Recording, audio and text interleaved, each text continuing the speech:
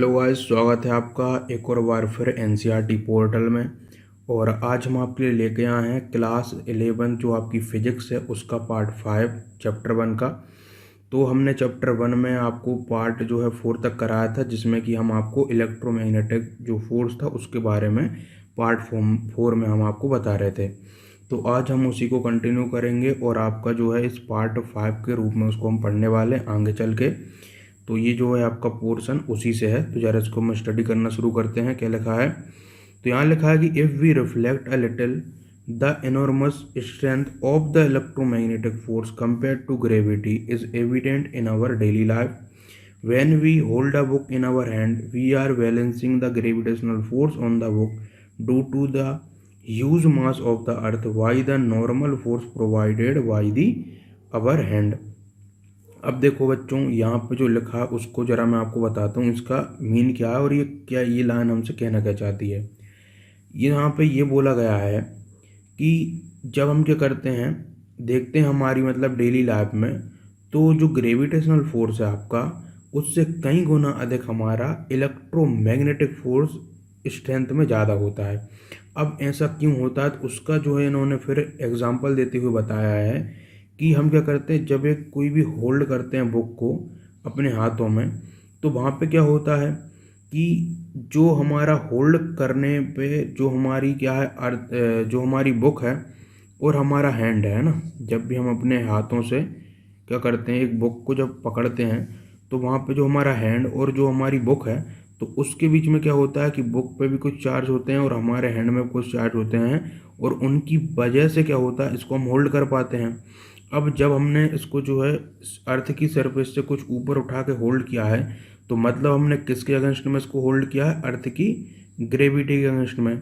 तो जब हम ऐसा कर रहे होते हैं तो हम जो है ग्रेविटी अगेंस्ट में जो कर रहे होते हैं, और यहाँ पे जो लग रहा होता है वो हमारा क्या है? इलेक्ट्रो मैग्नेटिक फोर्स लग रहा होता है, और वहीं पे ये आपका जो है क्या है? ग्रेविटी फोर्स लग रहा होता है। तो यहाँ पे बोला ये गया है कि यहाँ पे यदि हम देखें तो हमारी ग्रेविटी की तुलना में हमारा इलेक्ट्रोमैग्नेटिक फोर्स यहाँ पे ज़्यादा एप्लीकेबल हो रहा है। इतनी सी बात थी और कोई इतना इम्पोर्टेंट यहाँ पे बोला नहीं गया। देखिए ज़रा फिर से पढ़ते हैं हम इसको। तो जो latter is nothing but the net electromagnetic force between the charge consistent of our जो हमारे हैंड है and the book at the surface in contact, है ना। If electromagnetic force were not intrinsically so much stronger than gravity, the hand of the strongest man would crumbled under the weight of a feather। ये बहुत important है। ये क्या बोला गया, देखिए कि यदि हमारी इलेक्ट्रोमैग्नेटिक फोर्स से ज़्यादा ग्रेविटी यदि हो जाती तो एक इंसान जो होता या इसका हाथ जो होता वो एक फीदर से ही दब के एकदम क्रम्प हो जाता, एकदम बिल्कुल क्रश हो जाता है ना। मतलब ये है कि यदि ये हमारा क्या है हाथ है और हमारे हाथ के ऊपर एक हल्का सा एकदम फीदर जो पंख है वो भी यदि रखा जाता, तो ग्रेविटी यदि हमारी ज़्यादा होती तो वो इतना फोर्स लगाता कि हमारा इस फीदर के वजन से ही हमारा हाथ क्या हो जाता, बिल्कुल क्रम्बल हो जाता, एकदम क्रश हो जाता। तो ऐसा इसलिए बोला जा रहा है, ये सारी चीज़ें इसलिए कही जा रही है कि वो ये बता रहे हैं भाई साहब कि ग्रेविटी फोर्स जो है बहुत कम होता है ना। यदि ग्रेविटी फोर्स बहुत अधिक होता तो हमारा हाथ या हम खुद ही धरती में दब जाते, धंस जाते। ये यहाँ पे बताया गया है। तो ये यहाँ पे लिखा कि इलेक्ट्रोमैग्नेटिक फोर्स बट नॉट जो है क्या होता, intrinsically so much stronger then gravity, the hand of the strongest man would crumble under the weight of a feather. Indeed, to be consistent in that circumstance, we ourselves would crumble under our own weight। और इसमें आपका क्या है, मैं वो ही बोल रहा हूँ कि हम खुद ही दब जाते हैं। ये लाइन थोड़ी घुमा फिरा के थी इसलिए कईयों को समझ नहीं आती, लेकिन जो मैं आपसे बोल रहा हूँ वो इसका मतलब है, और इतना कोई इसमें डीपली आपको नहीं बताया गया है। अब हम लेने वाले हैं आपका जो है स्ट्रॉन्ग न्यूक्लियर फोर्स को। देखो स्ट्रॉन्ग न्यूक्लियर फोर्स अपने आप में एक अच्छा टॉपिक है पूरा, और इसके बारे में जो है पढ़ने के लिए पूरी की पूरा आपका चैप्टर है, लेकिन हम जो इसको पढ़ेंगे वो सिंपली जो है कुछ पोर्शन है आपका ये चैप्टर 1 में वो हम पढ़ने वाले हैं। तो स्ट्रॉन्ग न्यूक्लियर फोर्स को ज़रा हम पढ़ते हैं क्या होता है। तो चलिए इसको हम स्टार्ट करते हैं पढ़ना। उससे पहले ज़रा मैं आपको हाईलाइट कराने के लिए दूसरा कलर ले लेता हूँ। तो यहाँ पे देखो स्ट्रॉन्ग न्यूक्लियर फोर्स क्या है, जरा इसको पढ़ना स्टार्ट करते हैं। तो यहाँ पे लिखा है कि द स्ट्रॉन्ग न्यूक्लियर जो है आपका, the strong nuclear force blinds, माफ कीजिएगा, binds protons and neutrons in a nucleus.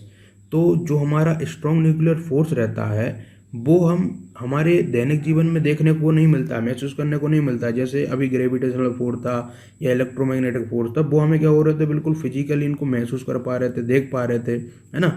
वो ऐसा हमें स्ट्रॉन्ग न्यूक्लियर जो है उसके केस में नहीं मिलता। क्योंकि ये जो रहता है वो एटम के अंदर जो न्यूक्लियस पाया जाता है उसमें ये पाया जाता है।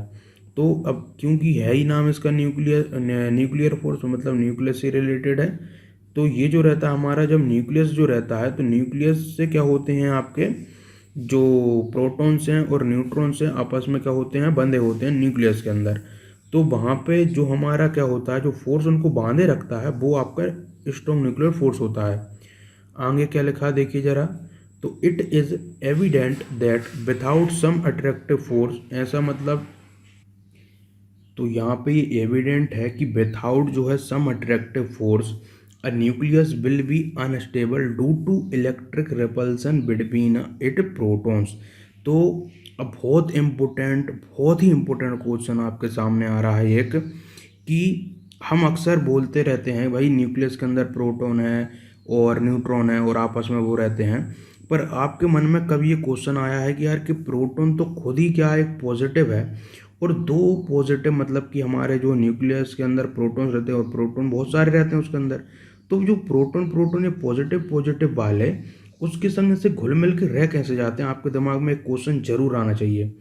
मतलब ये है मेरा कहने का कि वहाँ पे ये पॉजिटिव पॉजिटिव आपस में रिपेल क्यों नहीं करते हैं और रिपेल होके अलग क्यों नहीं हो जाते हैं, ऐसी क्या चीज़ है जो उनको बांधे रख रही है, या फिर ऐसा क्या है जिससे हमारा प्रोटॉन जो रहता है या बहुत सारे प्रोटॉन जो रहते हैं एकजुट होकर एक न्यूक्लियस के अंदर रह पाते हैं। तो वही यहाँ पे मैं बोलना चाह रहा हूँ। तो वो जो फोर्स है वो है आपका स्ट्रॉन्ग न्यूक्लियर फोर्स।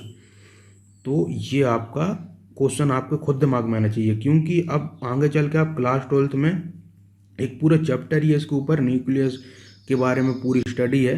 तो उसमें आपको क्या करना है, इसी चीज़ के बारे में आपको और अच्छे से पढ़ने को मिलेगा। लेकिन अभी जो हम बता रहे हैं आपको उतना आप सुनिए ध्यान से। तो अब आगे क्या लिखा है इन्होंने कि this attractive force can not be gravitational since force of gravity is negligible compare to the electric force. क्या बोलना चाह रहा है भैया हमसे ये, कि उन्होंने कहा है कि जो फोर्स इनको बांधे रख रहा है वो भैया ग्रेविटेशनल फोर्स तो कतई नहीं हो सकता। क्यों? क्योंकि हमने देखा है ग्रेविटी जो होती है वो नेग्लिजिबल होती है कंपेयर टू इलेक्ट्रिक फोर्स के, है ना। फिर आगे देखो क्या लिखा है, a new basic force must therefore, बोल रहा है कि वहाँ पे एक न्यू जो है फोर्स ज़रूर होगा, दियर फोर भी इन्वॉक्ड।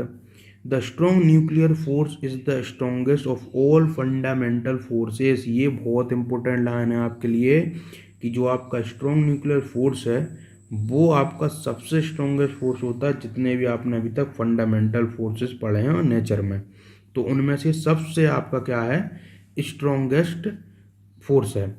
और आगे भी इन्होंने लिखा है कि ये जो रहता है about 100 times the electromagnetic force. अब समझ लो इलेक्ट्रोमैग्नेटिक ही हम अभी तक बोल रहे थे यार ये सबसे स्ट्रॉन्गेस्ट है, तो इससे भी 100 गुना स्ट्रॉन्गेस्ट आपका कौन है, स्ट्रॉन्ग न्यूक्लियर फोर्स। तो अब आपको समझ आ गया होगा कि क्या बोलना चाह रहा हूँ मैं। आगे क्या लिखा है इन्होंने, किस में है और वो इतना स्ट्रॉन्ग, स्ट्रेंथ में है। आगे लिखा है इन्होंने कि it is the charge independent and acts equally between a proton and a proton.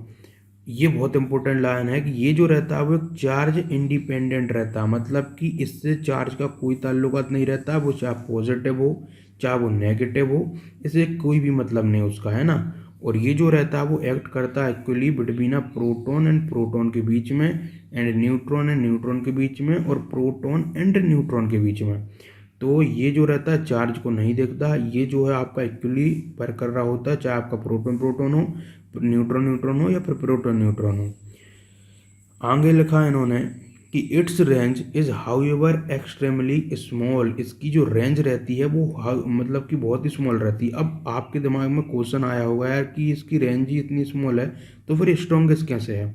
तो आज एक अपना कॉन्सेप्ट क्लियर कर लो कि जब भी हम बात करते हैं रेंज की और एक हम बात करते हैं स्ट्रॉन्गेस्ट, तो उसका मतलब ये रहता है, देखो कि हम आपसे बोलें कि आपने मैग्नेट देखी होगी। मैग्नेट क्या करती है, जब मैग्नेट के पास आप क्या लाते हो, आयरन की नेल्स वगैरह लाते हो आप इस तरीके से, ये आपने कोई भी नेल वगैरह लाए तो क्या होती है कि इसके जैसे ही आप पास लाते हो तो वो एकदम चिपक जाती है। यदि आप इसे थोड़ा इधर दूर रख दोगे नेल को तो क्या वो इससे चिपकती है, क्या नहीं चिपकती है। तो इसी चीज़ को हम बोलते हैं उसकी रेंज, मतलब कि जो हमारी मैग्नेट है उसकी रेंज यहाँ यहाँ तक है भैया, और यहाँ यहाँ तक में यदि आपने नेल को लिया है तो चिपकेगी, नहीं तो इससे यदि दूर आपने नेल रखी है तो वो नहीं चिपकेगी। तो ऐसे ही इसके संग होता है आपके किसके संग, न्यूक्लियर आपका फोर्स के संग। मतलब कि ये जो रहता है बहुत ही कम, बिल्कुल एकदम छोटी सी उस पर लग पाता है, मतलब 10⁻⁻ आपके 15 मीटर तक ही ये आपका एप्लीकेबल होता है। बाकी आप जो है इसको और मतलब कि यदि इससे बाहर रेंज में आप चले गए तो फिर ये असरदार उसका ख़त्म हो जाता है, असर ख़त्म हो जाता है। इसलिए आपने देखा होगा कि जो न्यूक्लियर फिजन फोजन होते हैं तो उसके लिए क्या करना पड़ता है, उनको दूर जरा से ही उनको दूर करते हैं और वहाँ पे फिर वो अलग अलग हो जाते हैं, फिर वापस में नहीं मिलते हैं, फिर वो अलग प्रक्रिया है। लेकिन अभी मैं जो बोल रहा हूँ वो बिल्कुल आप समझ लीजिए कि रेंज का मतलब है कि बिल्कुल वो जो है बिल्कुल पास पास लगती है, यदि थोड़ा सा दूर चले जाएंगे तो वो नहीं लगेगी, है ना। अब मैं बात करूं जैसे ग्रेविटी है, तो ग्रेविटी आपकी बिल्कुल लॉन्ग रेंज है। कैसे लॉन्ग रेंज है, आप अर्थ से यदि जो है इतने दूर भी हो गए तब भी आपको अर्थ खींचती है अपनी ओर।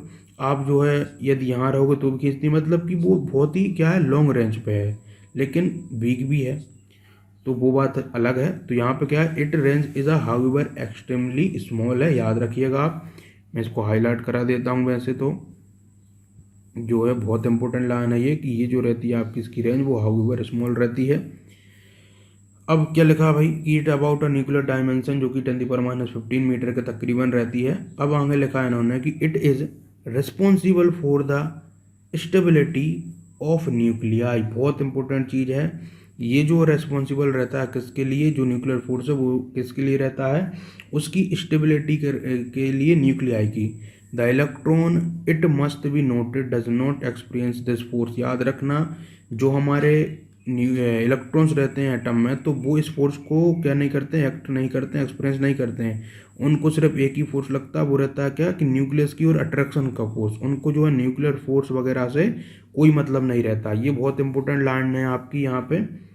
और वो क्या है कि electron must be noted does not experience a this force. This force मतलब कि आपका न्यूक्लियस फोर्स, वो न्यूक्लियर फोर्स। आगे क्या लिखा जरा पढ़ते हैं इसको भी हम।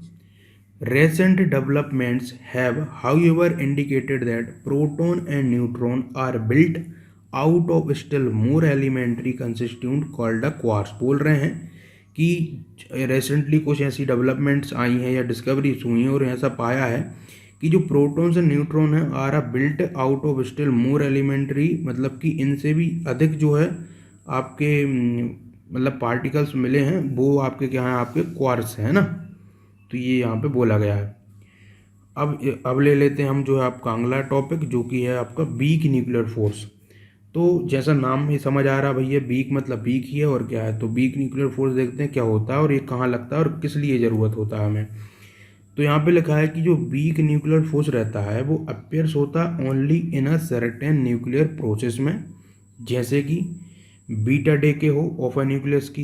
तो इन बीटा डेके में क्या होता है कि जो न्यूक्लियस रहता है हमारा वो एमिट करता है an electron and an uncharge particle जिसे हम बोलते हैं न्यूट्रिनो।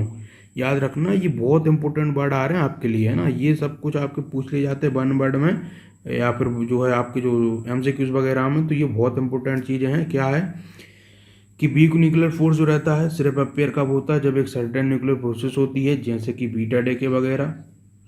और उसके अलावा क्या है आपकी जो बीटा डीके में जो न्यूक्लियस रहता है वो एमिट करता है किसको, इलेक्ट्रॉन्स को, है ना। मतलब nucleus emits an electrons an uncharge particle, ये अनचार्ज होता है और जिसका क्या नाम है आपका न्यूट्रिनो। तो अब आगे क्या लिखा है कि जो weak nuclear force is not as weak as the gravitational force, मतलब वीक न्यूक्लियर फोर्स भले वीक है लेकिन इतना भी वीक नहीं है जितना कि ग्रेविटेशनल है, मतलब ग्रेविटेशनल से थोड़ा ये ज़्यादा ही होता है ना, but much weaker then the strong nuclear force, लेकिन ये जो वीकर होता है वो आपके स्ट्रॉन्ग न्यूक्लियर फोर्स से तो होता ही होता है, and electronegative force electromagnetic force से, लेकिन ग्रेविटेशन से ये थोड़ा ज़्यादा होता है। The range of a week nuclear force is accidentally जो है आपकी स्मॉल ऑफ ऑर्डर जो कि 10⁻⁻16 मीटर, इसकी भी जो रेंज है वो बहुत ही कम है, उससे भी कम है, किससे, स्ट्रॉन्ग न्यूक्लियर फोर्स से भी, मतलब कि ये भी जब इसके बिल्कुल पास पास ही रहेंगे तब ये वर्क करेगा, बाकी इस रेंज से यदि आप बाहर चले गए तो ये वर्क नहीं करेगा या इसका एक्सपीरियंस नहीं होगा।